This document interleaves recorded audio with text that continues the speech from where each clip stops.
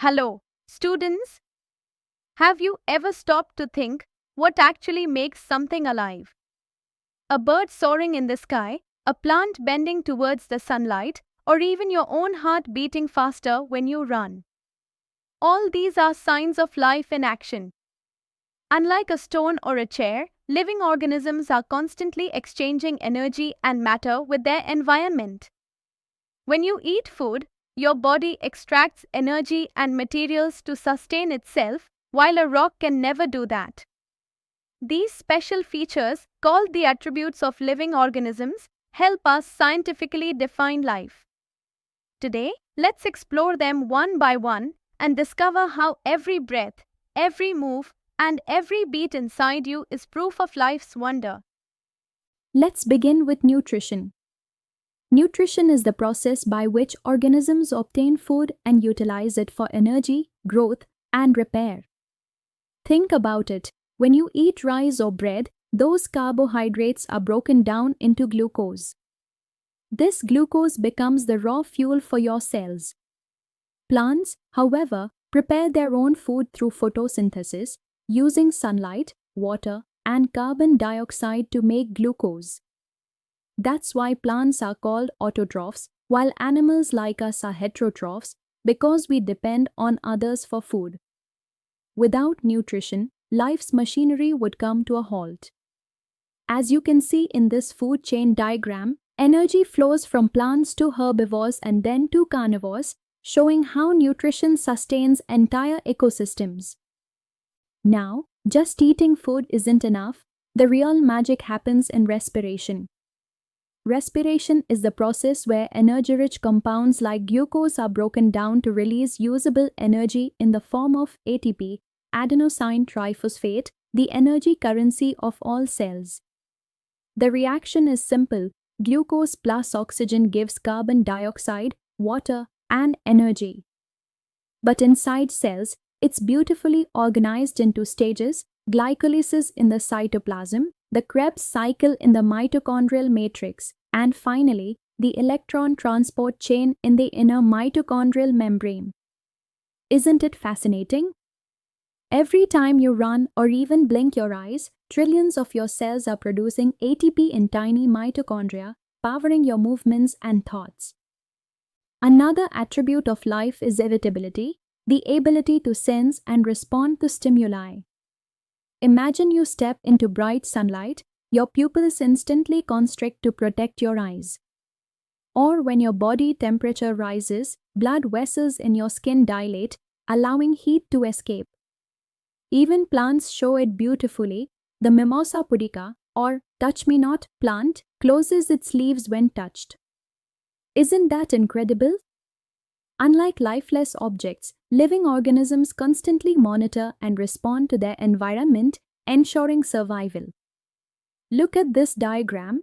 See how the mimosa leaf folds on touch. That's life reacting in real time. Movement is another sign of life. From running athletes to fluttering birds, movement is obvious in animals.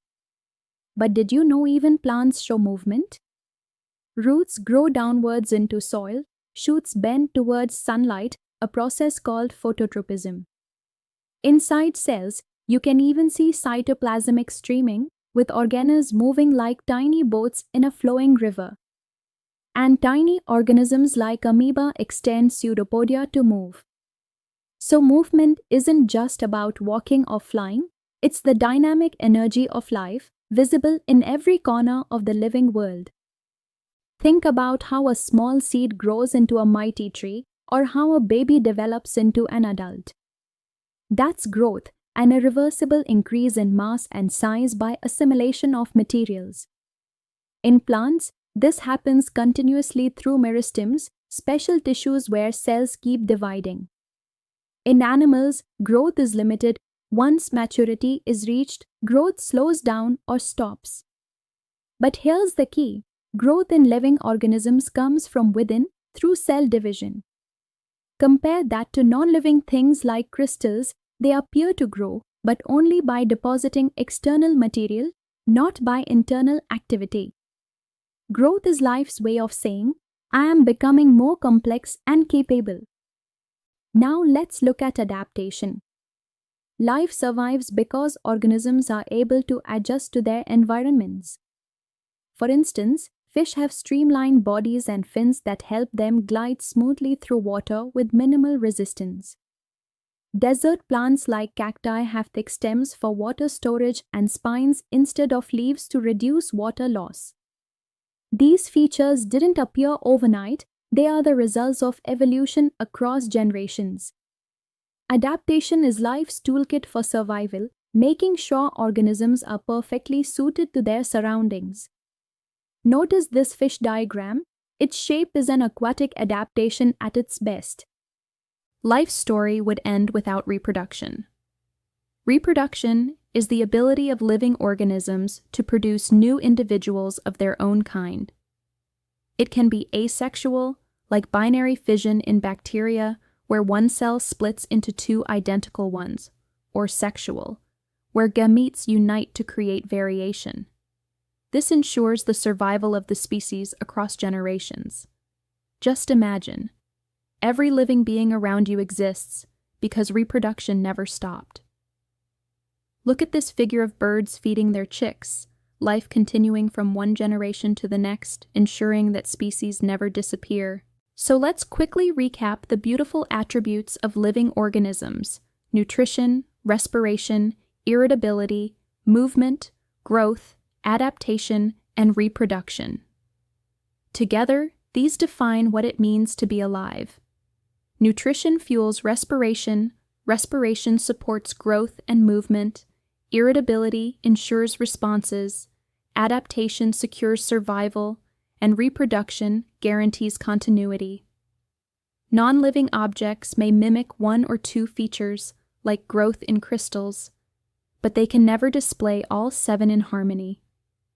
Isn't it amazing that every breath you take, every heartbeat, and even your ability to think and learn right now are demonstrations of life's attributes?